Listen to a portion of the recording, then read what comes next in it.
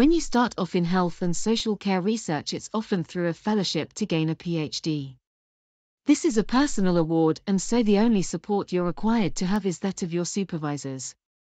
However, if you use your PhD time wisely, you'll have started to build a network of potential future collaborators and contacts through being part of a research group and attending conferences and training events.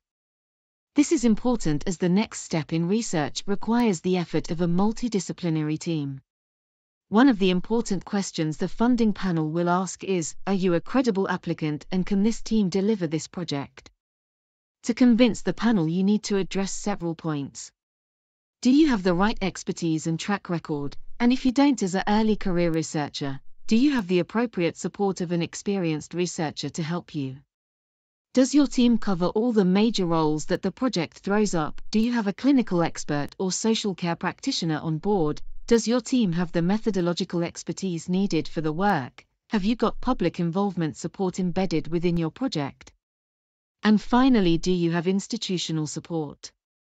So where do you start? How do you choose from all the people who might be interested in your research question who should be on your team? Well, think back to your network. Who have you worked with in the past and who might share your values and goals?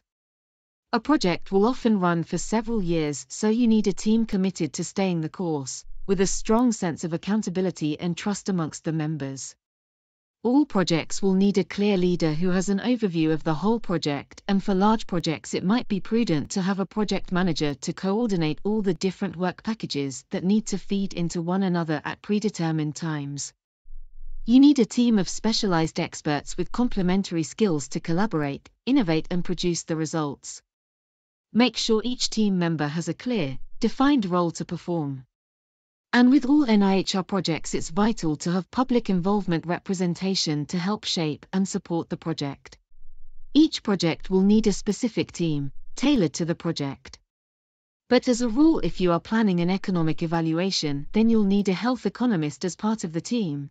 If the project aims to change behavior, then a health psychologist is vital. Running a large randomized controlled trial, then you'll want methodological input from a clinical trials unit. And if nurses or social care practitioners are going to be the ones to deliver the new intervention if it gets adopted, then you'll want them on board in the core team. Once you've assembled your team, make sure all the co-applicants are active team members and are contributing to the application development.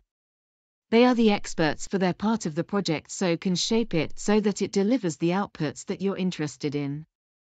Showing value for money in your application is important. A balance between including seniority of the team members that might strengthen your application and study costs will need to be found.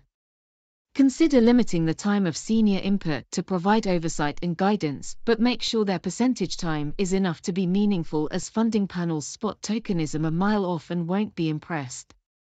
Finally, it's always good to plan for things going wrong. As we said, projects can last years, people change jobs, go on maternity leave, get ill, or may feel unable to resolve a conflict in the team, so it's always good to mitigate your risk with some backup team plans.